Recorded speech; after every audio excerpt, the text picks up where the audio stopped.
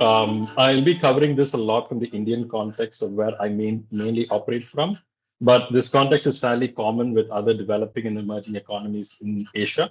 As Swen has mentioned, we know plastics are a huge problem, but in this part of the world, existing infrastructure to tackle it is weak.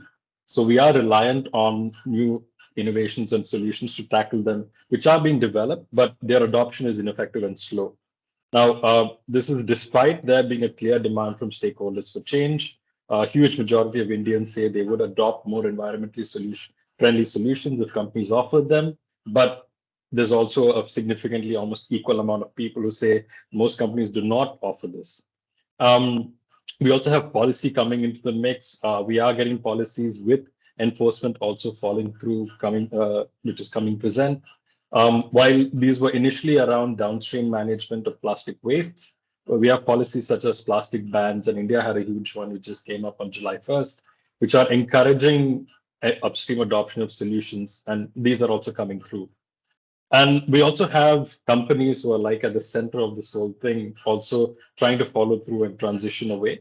FMCG, F&B, and e-commerce, all very consumer-facing sectors, have been taking steps towards enabling this, but they're also finding it difficult to follow through with the right solutions.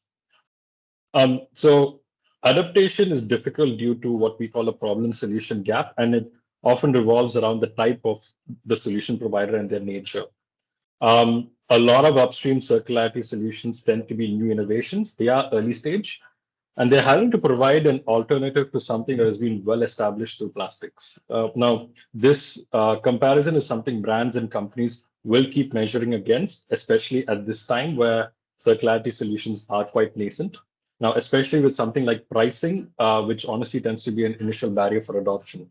But this pricing issue is often being overcome when you see policy and corporate commitments that brands have to follow. But aside from pricing, we see like three other key challenges that these ventures and early stage companies face. Especially if customers are large scale brands, they can view these solutions as high risk in being able to deliver the numbers they need or even continue to be in business.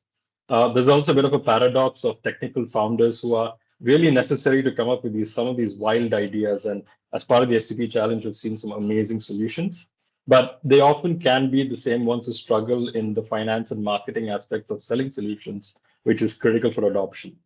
And then there's the financial capital problem to invest in scaling startups, and because this will basically allow them to innovate more and even be more price competitive. So these three challenges lead to three gaps that affect adoption. There is a lack of validating the product market fit of a solution. There's the inability of a solution to even access the customers. And then there's the lack of a tested 100% ready solution to be able to provide to the market. And this can cause a lot of misaligned expectations if a startup approaches a company as a normal customer-client relationship, because companies generally want a solution they can immediately adopt. So these gaps and issues, and especially the one around misaligned expectations, is why we decided that we wanted to work on this area around accelerating plastic circularity solutions. And we took this programmatic acceleration-focused approach and developed the Circular Market Impact Accelerator, CIMA for short. I'm not going to use the long version anymore. To basically address this customer solution gap by creating a framework that builds stronger connections between startups and innovations and potential customers and markets at a very early stage. Now, CIMA was designed to tackle a repeated issue faced by early stage early stage ventures on lack of early adoption, customer access, and product market fit. What it's intended to do is to bring a range of potential solutions and technologies to companies, what we call anchor companies, that want to adopt circular solutions in an effective and affordable manner. Now, the concept of this accelerator is based on the fact that if you can crack successful adoption for one or two companies, you have a model on which you can build on and sell on from that. So what we intended for companies to get out of this was a low-risk approach to shift towards plastic circularity, and something which they do not have to discover internally, which gives them a lot of time and resource efficiency by leveraging external expertise. Now, this external expertise also allows them to tap into a wider pool of startups and solutions to be accessed at more ready to implement stages. And the key thing in this engagement between the startup and the customer is being a co-creative supportive process is very different from a traditional vendor customer relation engagement where, like I covered earlier, customers want a solution which is ready to use. And this helps startups because they are able to enter into markets faster because it is a supportive environment for them. Um, when this program is built around engaging in real-time pilots and which can become long-term engagements. Industries are the interventions which are developed are defined to be industry relevant. And we found that introducing them to the market opportunities at the intervention really helps a startup to understand their business well because these are ultimately at the end very early stage companies quite often. So when we were designing SEMA, and especially when we saw the experience of the pilot, which I'll talk about a bit later, we wanted scalability and adoption of the concept as well to be important. Um, Indicators of visible success are necessary to attract more solutions, more investors, and more partners to buy into concepts like circularity. And we did feel that the circularity sector needs a lot more of these. In effect, we need a lot more CMR type programs that are improving adoption of circularity. So this is why we developed a playbook that is accessible to any venture support organization that is looking to tackle a similar market access problem around circularity. The playbook is about a 50-page document. I'm not obviously going to take you through all of it, but I'll take you through the key highlights of it, which we feel are what we found were, from our experience, were important elements of designing such a program. Playbook is not a prescriptive one-size-fits-all guide for bridging the problem-solution gap. In effect, it's more like a series of guiding points and questions for you to build an effective program around this. One of the key things is that it requires the context, the program to be contextualized to the setting, the location, and the sector that the program is focused on. For example, external drivers such as policy differ across countries, and that influences what type of solutions will be available to be adopted. And even the type of solution and the maturity of such solutions defines whether you're doing a program to just test whether a solution is viable or whether there is already a market ready solution and you want to see how scalable it is. And I'll explain these things a bit later on. The SEMA playbook basically covers 5 key areas. We provide an overview of what we intend for such a market accelerator to be like. Ultimately, this is a guiding outline. It's for anyone to interpret and build on from that. We cover how program builders can engage anchor companies, which is a very, very key part of making an effective program. We outline how programs can be designed, the program steps, and how startups should be engaged. So in the following slides, I'll just give a snapshot of some of these key slides to give you a sense of what the playbook really covers. So the buy-in of anchor companies is, I would say, arguably the most crucial part of the program because there can be no adoption without them. But having the right type of anchor company is important. It's not about just cracking buy-in with one company, as I outlined earlier. We designed this with the intention that by demonstrating, one company utilizing and adopting a product, it will open up doors to others. We give tips and insights on what are the sort of companies that are best suited for being an anchor company based on size, scale, cost of products, which influences the margin they can eat into for alternative packaging, for example, and visibility in working with such a company, which some of the factors that go towards determining whether you have a suitable partner or not. And you want a partner who's basically forgiving and who's ready to support a solution that is 80% ready to get to being 100% market ready. So after identifying a company, getting companies to buy into the program is key. Trying new things comes with the risk of it not working out, but urgency can be created when pitching to companies on why they should get involved with such a program. So this is really to get them to get into the mindset of knowing that they need to test and validate multiple solutions. The need to meet potential compliance is undoubtedly the biggest driver that we have experienced and that we have seen. So markets and sectors where there is this threat of compliance coming in are really right positions to be initial adopters for this. So we do believe that building what we call a demand-led program can help to make an acceleration more successful. Now, we define a demand-led program as one where the company is involved right at the start. That's in identifying the intervention areas, identifying what type of solutions are effective for their needs, and rather than identifying solutions first and seeing which companies can fit those needs, which is more of a supply-led thing. It's not to say that the latter won't work, but a demand-led approach will help to create more interest and buy-in from an anchor company. And because, in one level, this can be thought of as a bit of a high-risk activity, you want to make it as interesting and as involved as possible for a company to be part of it. So this is one of the main points on which we were able to sell a market acceleration program. So such a program, it can allow for an efficient, a cost-effective method for testing multiple options. You can measure the effectiveness of different solutions. And again, most importantly, companies get the ability to shape and influence solutions to get to that 100% ready state. Um, how we build a demand-led program is based on identifying intervention areas. The playbook takes a value chain approach right from where does your materials come from to what do your consumers do with those products that you provide to understand a very expansive view of where interventions need to be tackled. And we like to understand each intervention area from a very holistic viewpoint. So we encourage people to look at it from four key areas, which is in a particular area, what is the main purpose of the activity and how do people in the organization engage with it? What is the plastic aspect in that activity? What is the ability to influence external stakeholders? And what are external drivers and influences? An example of this is when you're talking about disposal of waste after a consumer has used it. There's an element of how that product is packaged and provided to a consumer. There's an element of how the consumer disposes of that packaging in a dustbin. So and there's an element of what type of packaging is actually utilized.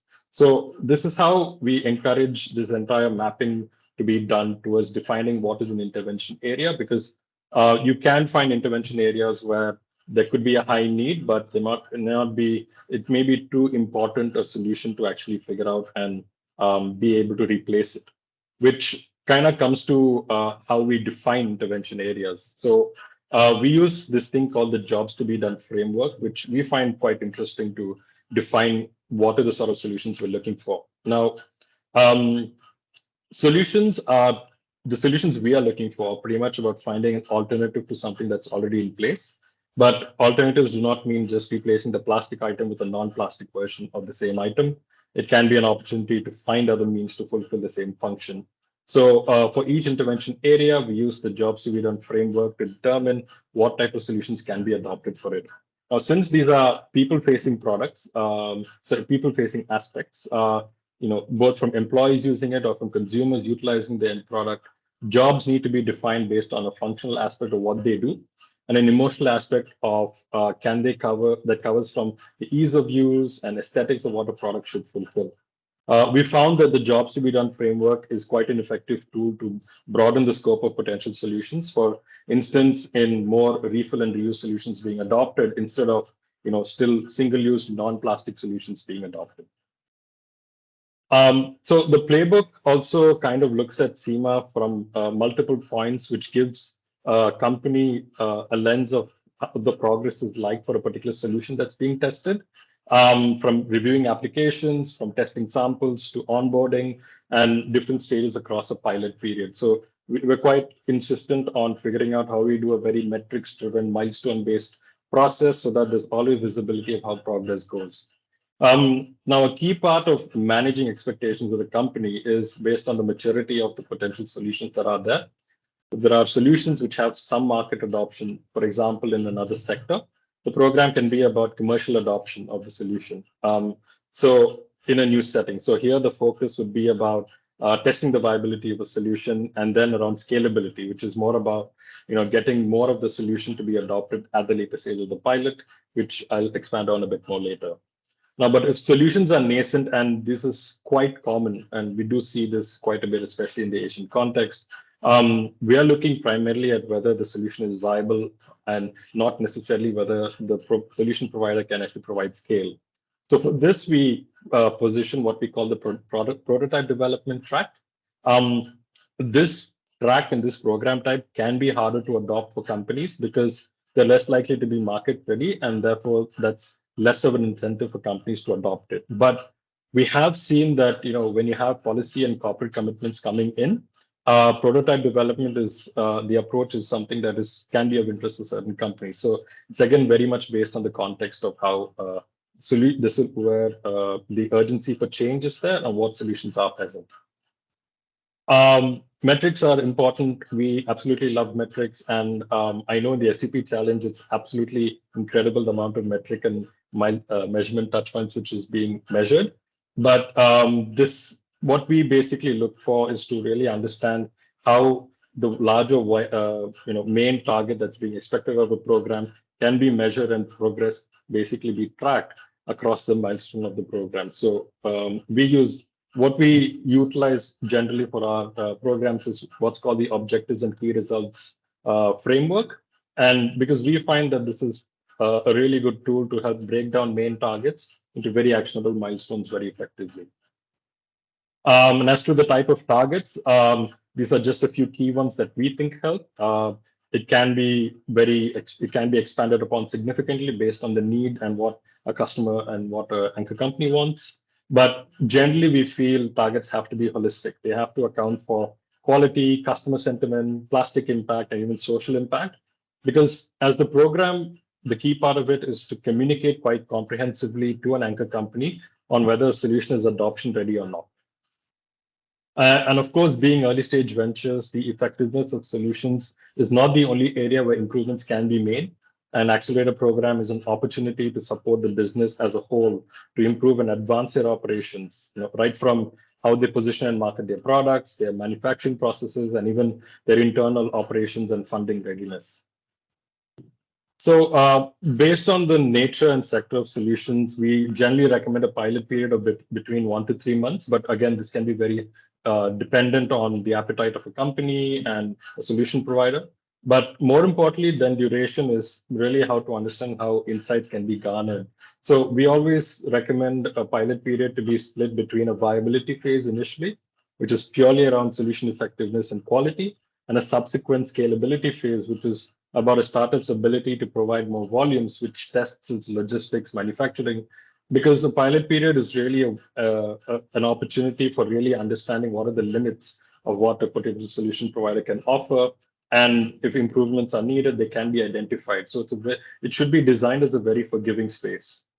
Now, given that programs are likely to have startups with very maturity levels, we do recommend that this program is tailored to the expectations of each startup rather than having all startups follow the same pilot expectations, which means you could have a cohort of 8, 4 of them may be in that viability phase. Then it makes sense just to have targets and its path based on being a viability focused solution track, whereas the other 4 startups could be in the scalability opportunity area, and that's how it should be contextualized. So we do see quite often that pilot programs tend to be limited based on how to kind of have like this uniform approach right through. We find that that's not often very effective, especially in the space that we are in with Circularity.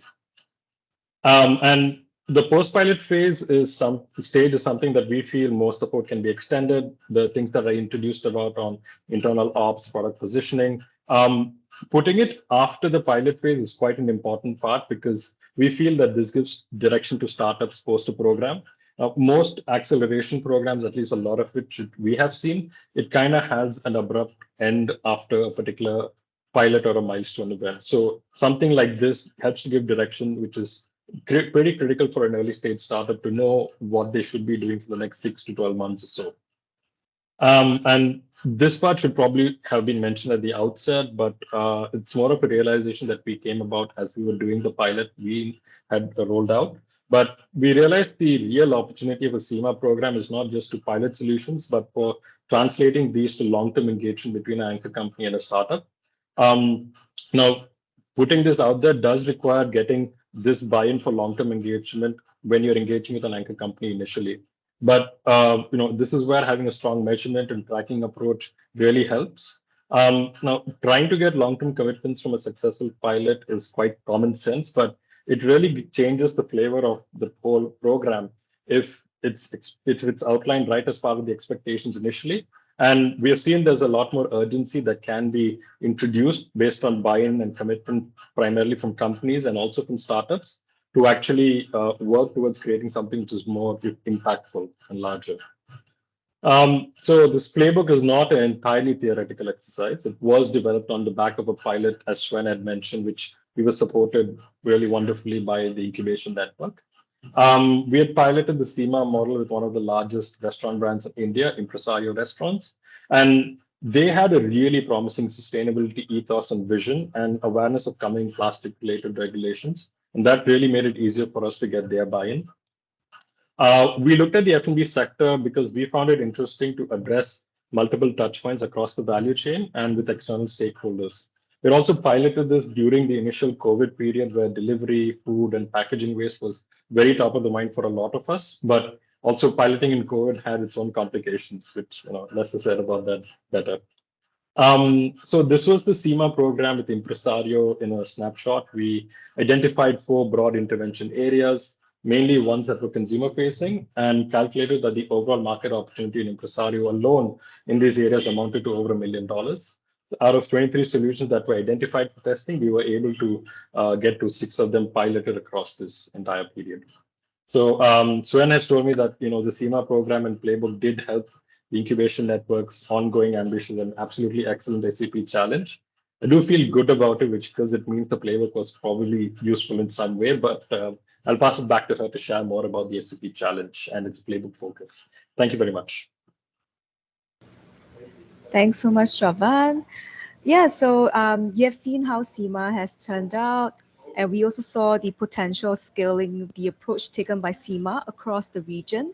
So just to provide a bit of context, in South and Southeast Asia, there is an increasing demand for packaging, particularly single-use plastics, which is no surprise. And by 2025, it is projected to make up more than 70% of the market for food packaging in the region.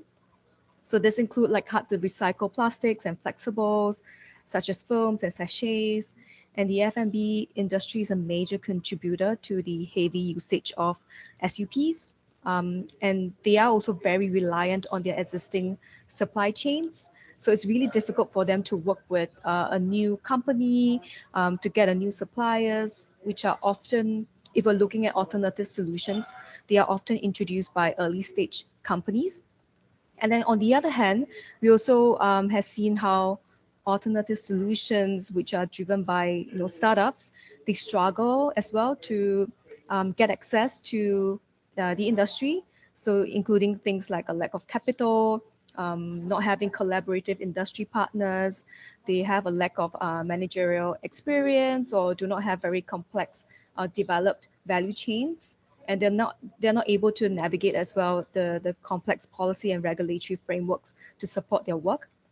So we see a lot of value in what SEMA has done in bringing stakeholders together, and beyond that, we really want to understand as well in this region who are the existing solutions in the market and whether we can actually bring them to adoption and phase out single-use plastics. So that brings me to the next slide, which is therefore in this year, early this year, we launched the Single-Use Plastics Challenge. And this program is funded by Prevent Waste Alliance to support the innovators of upstream solutions to pilot their solutions with F&B partners in the 5 countries that I've mentioned. So with this program, we want to understand the existing solutions that are either refillables, reusables, or alternatives that are made from agricultural waste, and to also facilitate the pilots that can achieve validation of their solutions, and also possibly pave ways for adoption with their F&B partners. And as part of this program, we are also putting together an insights report. So in this report, we are looking at measuring the volume of single-use plastics that we were able to remove from the F&B operations during this period, and also the life cycle assessments of some of these materials and business models against the mainstream single-use plastics. And then, of course, we want to build on the good work of what SEMA has done with the playbook. So we want to capture any approaches that has been done with this round and what has worked and should be considered if people want to do something like that. So just to provide a quick overview on how the SUP challenge works. So if we move into the next slide, you will notice that the Incubation Network is sitting as the implementer of this program. So we are working with 8 entrepreneurial 8 entrepreneur support organizations, so ESOs, across 5 countries, and they have very strong local knowledge and networks to tap into the innovation and F&B sectors.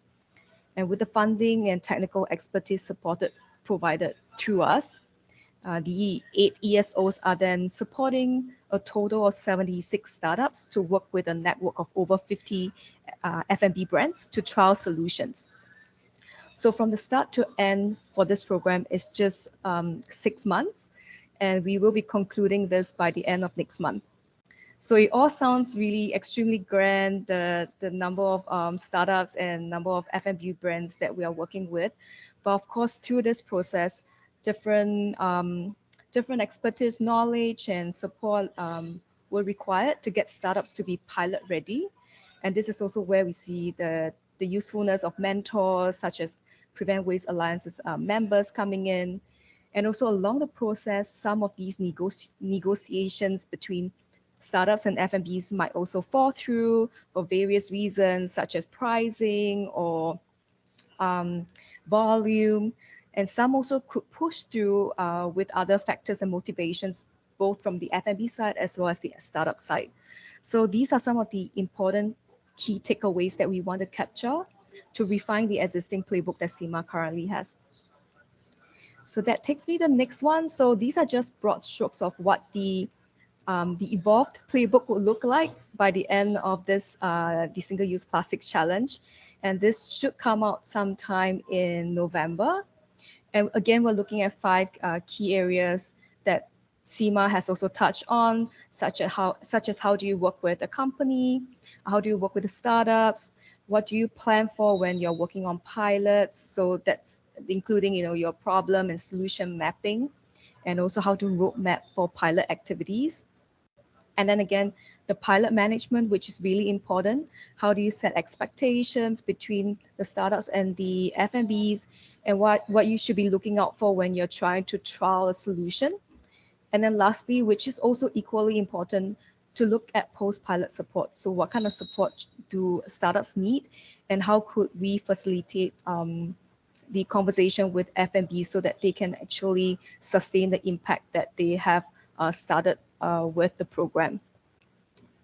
So yeah, so the playbook, again, very similar to what SEMA has done. It really serves as an end-to-end guide to document the activities and approaches taken. And we want to also showcase any learnings and insights from all the stakeholders involved. So there could be different frameworks being used, different checklists being used by the ESOs that we want to embed into the playbook. And this can be used by any other ESO, venture builder, or innovation institution that wants to do the same approach with a different industry if they want to. But at least they now can reference against the document on what they should look out for and consider when they want to run something similar. Yeah, so I guess this is really the end of the sharing. I think now we are open to any Q&A that you may have for myself and Shravan. Thank you.